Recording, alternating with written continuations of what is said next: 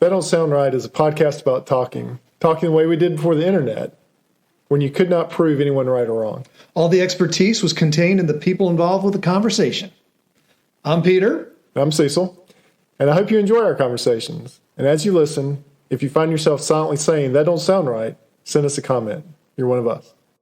I had one listener come into my office and say, "Well, you left out potted meat," which I did. After the episode was over, I said, "You did leave out." Someone else pointed out to me potted meat. Potted meat, and which they didn't agree that should be in the lunch arsenal.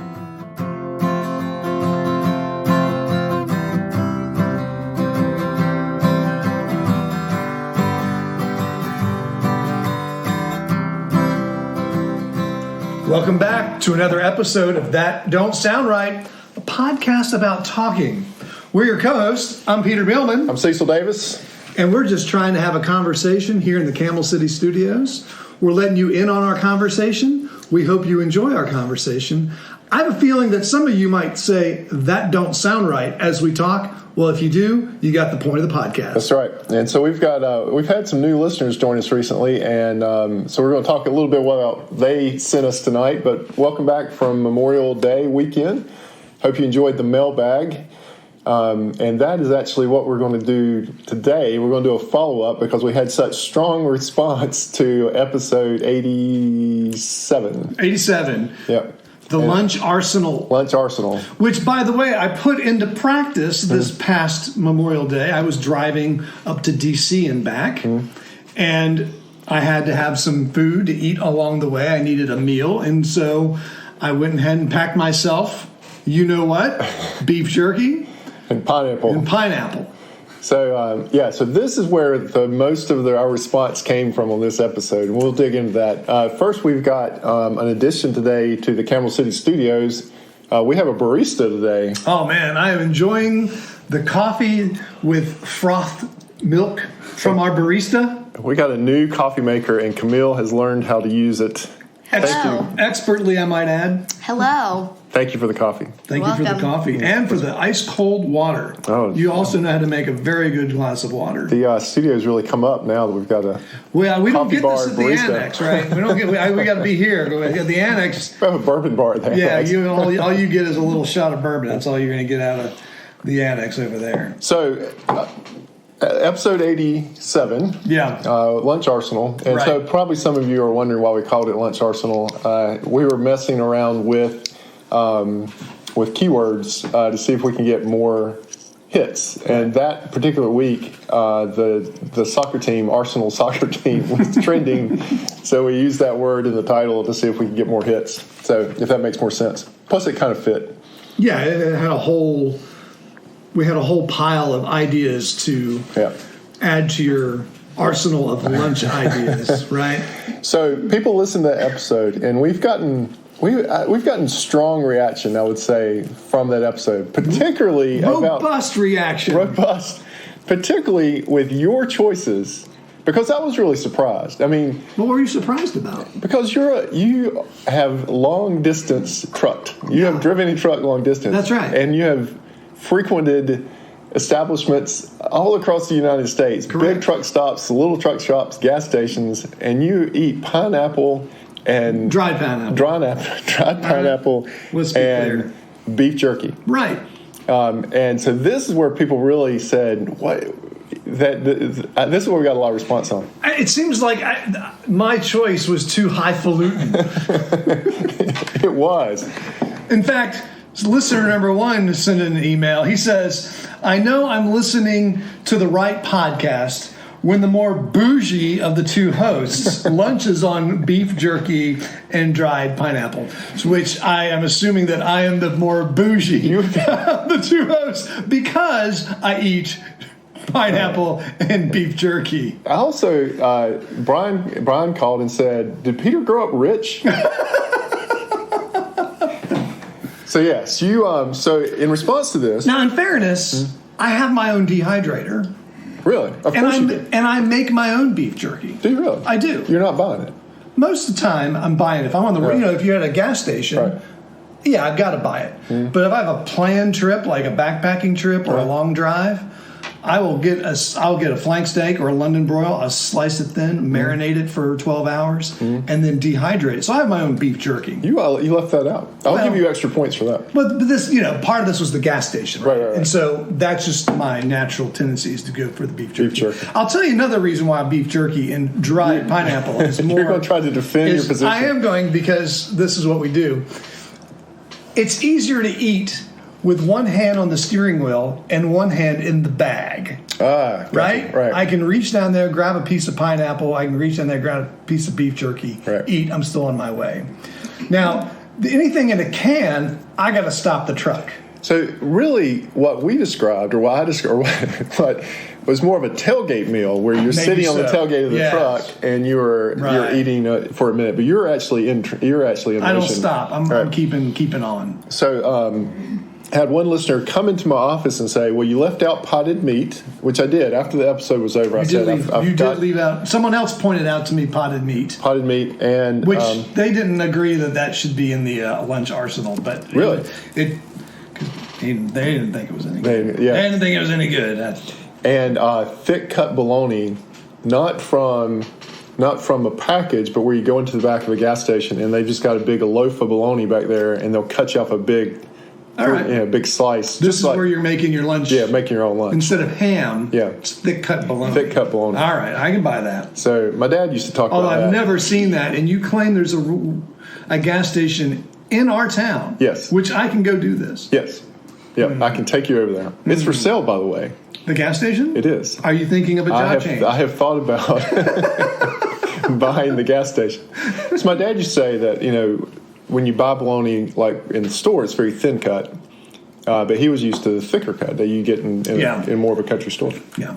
So, well, speaking of which, so Scott did follow up on that, on some of your suggestions. Oh, what did he do? He said, Cecil obviously learned to pack lunches in the early 1950s.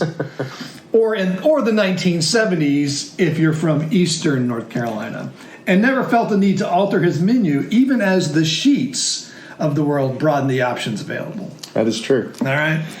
But one of our new listeners went even further and has sent you a care package. Man, I remember you sent me the text and said he was sending it, and I have to admit, I got a little afraid. So that care package has now arrived. Here it is. Look at this thing. Yeah. And Dave wrote a really nice letter. So as we'll do the unboxing here on the air, and then we'll read the letter.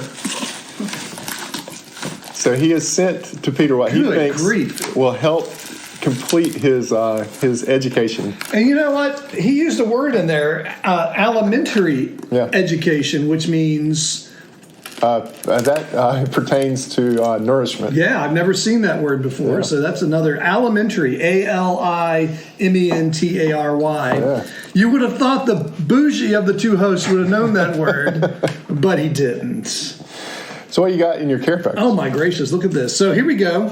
So first we got sardines. We got a can in mustard sauce and a can in Louisiana hot sauce. I forgot about the mustard sauce. Which I will point out that my brother-in-law texted me after the episode and said that he eats sardines and mustard on a sandwich 2 to 3 times a week. I had another listener say that was a regular sandwich thing for them. Yeah. Really because he says because of the omega-3s. I can think of approximately 6 other places to get omega-3s. I think we should point out I'm not going to turn my nose up to this. This is an old kind of price tag on here too. This is like the type of price tag that you would pull off of a sheet and stick on a product. Right. Or it could have been the gun, right? I don't know if that's a gun. I think that's so that's an old style price tag on that too. Yeah, I wonder how old these sardines are. Let's look at the date.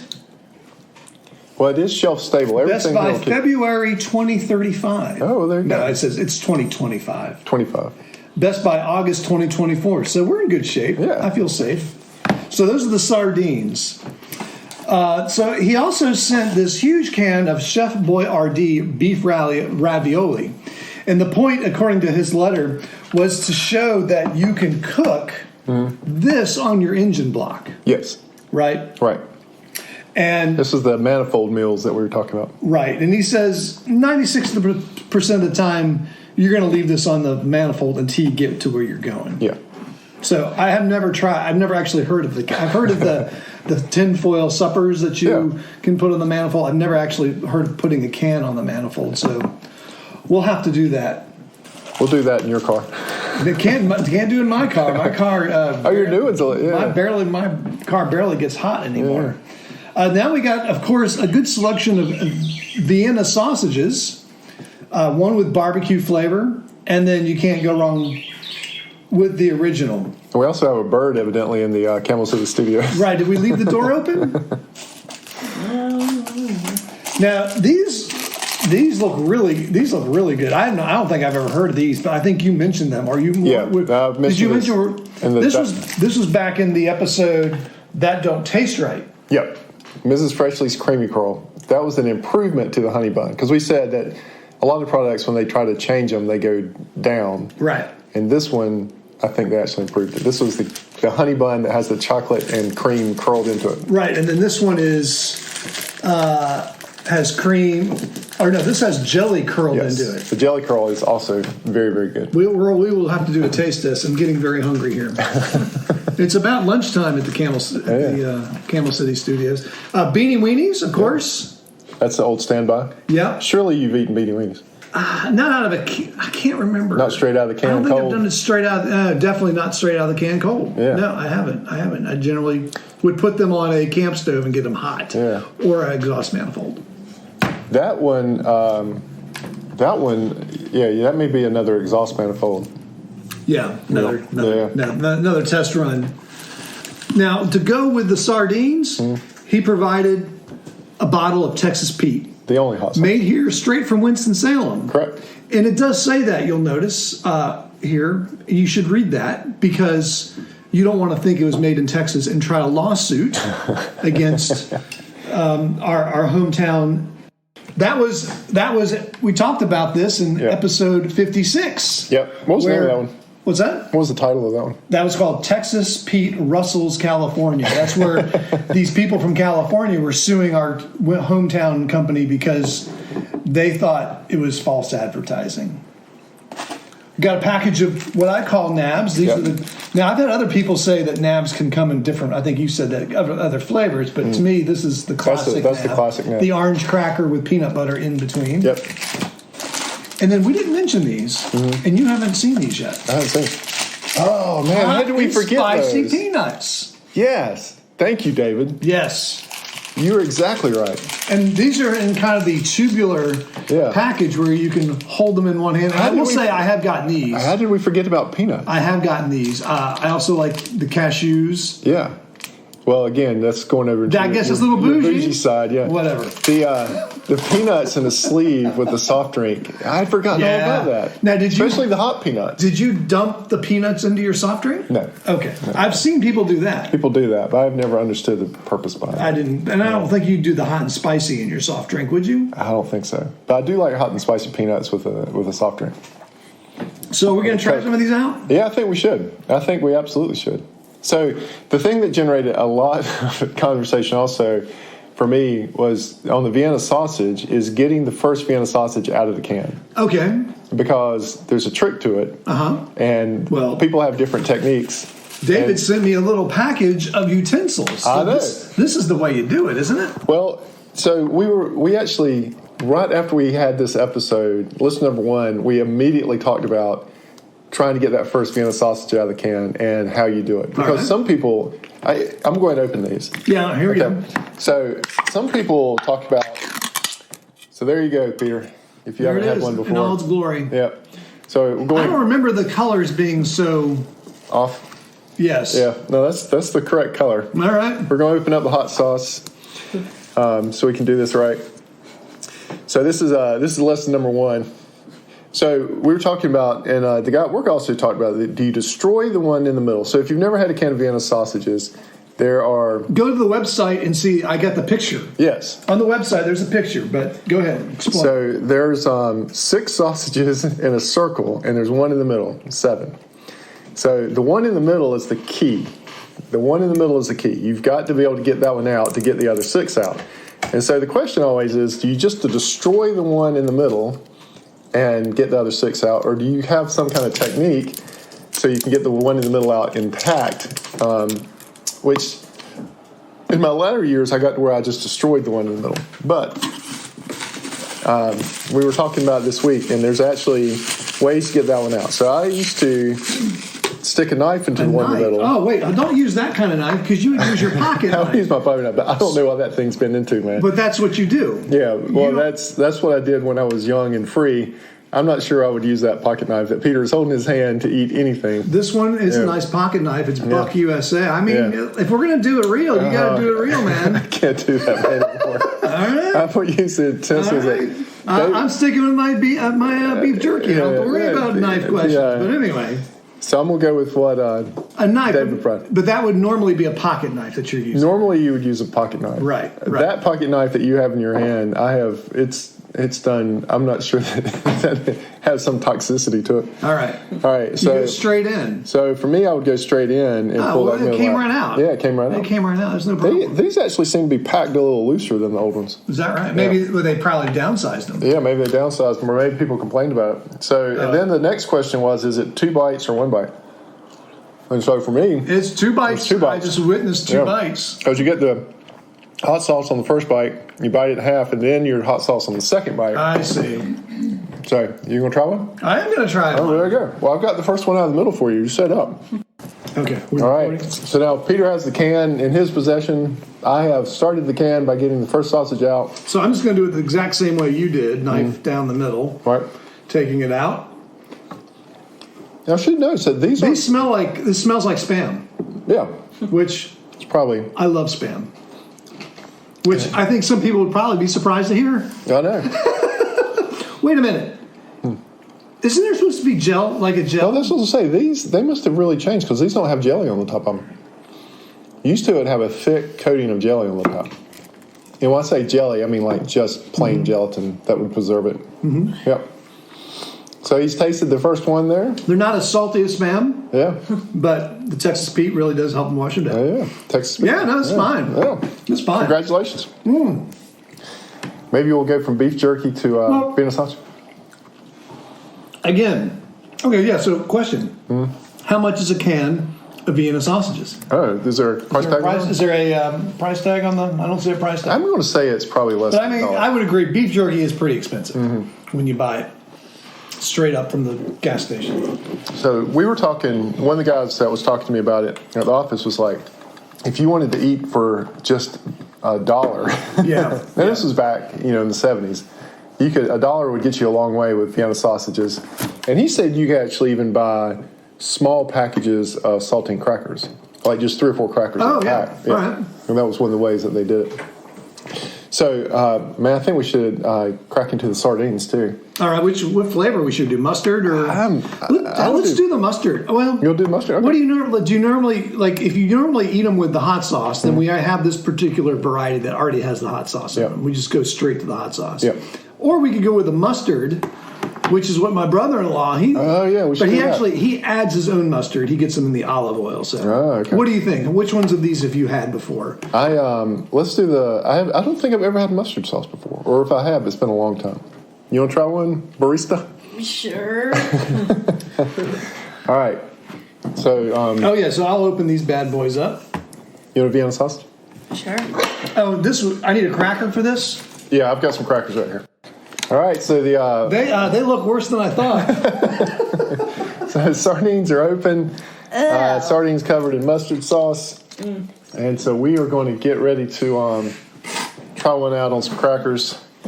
David, thanks again, man. This is a feast, smorgasbord. It's right around lunchtime during this particular recording, so this is good timing. So what do we do? Why don't you demonstrate for me? So for me, again, you develop your own techniques for getting the first one out, right? And so I just usually try to flip a whole one out onto a cracker. And this is when we really need a YouTube channel, Peter, and so people can see what we're actually doing. But so I've got what essentially is a whole sardine on the cracker. Yep. Man, those are really good. I need to start eating those regularly. So Peter has fished out, Got one? so to speak. It's on the cracker. Fished out. Yeah, All right. a whole one. The barista says that she likes the Vienna sausages. They're really good. It is lunchtime. We could make a whole meal out of this. We're good. I'm looking forward to dessert. Oh, yeah. The creamy curl, you should keep to yourself and eat that. If you've not had one before, you're not going to want to share that. As much as I want to steal that out of the box, I think you should keep it yourself. I'll tell you what, why don't we finish up the episode with you reading Dave's letter? Yes. So I just have to say the sardine, a little mealy. Yeah. Yeah, I will agree with that. A little mealy, and now I have this aftertaste and smell of bait. I feel like I'm in the middle of my bait cooler when I'm surf fishing. It is a bait fish. All right, this is the letter from Dave. Find enclosed for your culinary education a sampling of some of the finer gas station fare. The ravioli is included as a demonstrator for engine block cooking. My personal experience says that you will still have the car on. You'll still have the can on the engine when you get there, about 96% of the time. The jelly swirl and creamy curl honey buns are a callback to the That Don't Taste Right episode in which Cecil Caboosel pointed out that the creamy curl was an exception to not messing up with classics. If it ain't broke, don't fix it. I apologize for the absence of saltine crackers. I'm embarrassed. My goal was to get everything from one store. They let me down. In addition to the Vienna sausages, I included a can of barbecue Viennas. There's also a hot sauce version that I rarely see anymore. No matter, this box also contains the hot sauce. There are many varieties of Lance crackers, but I only sent the standard. This collection is by no means an exhaustive representation of the sustenance that is available and acceptable. It is just a small care package to aid in your alimentary education. Alimentary. Thank you for teaching us another word. Dave. Yeah. So I've had lunch today. I'm going to move this can. Oh, move it over here. Yeah, why don't you move that over there? So we've almost finished off the Vienna sausage. I still don't think I would add the. Now I'll eat a bit of Vienna sausage. Let's do that. So the. I don't think I'll add the. I don't think I'll add the sardines to my menu. So a guy at work said if you're a true Vienna sausage eater, you would drink the juice after you finish the sausage. Well, if it's a jelly. Yeah, I wouldn't do the jelly. I don't think I would even drink that, but some people would. No, I'm not going to do that. Well, it don't sound right, but you have come to the end of another. That don't sound right. Hey, we want to thank everyone for listening. If this is your first time, and I hope you enjoyed the conversation, but if this is your first time, would you consider hitting the subscribe button on the podcast that you listen to? It's a little check mark on Apple Podcasts. Also, consider giving us a rating or leave us a review. Also, if you go to our website, there's a link to our merchandise. Also useful for Father's Day's gifts because it's just around the corner. That's true. So That Don't Sound Right is a production of TDSR Podcast in conjunction with Camel City Studios. I am your host or co-host and your sound engineer, Cecil. Your other co-host is Peter, and he does all of our web design. Today we have our barista in-house, and that is Camille. Emily is our graphic designer. Giorgio is our merchandise tester, and we've actually had some people send in pictures sporting our merchandise recently on the IG site. Britt is our brand ambassador, and as always, listener number one is Scott. So until next week, keep talking. And stay curious.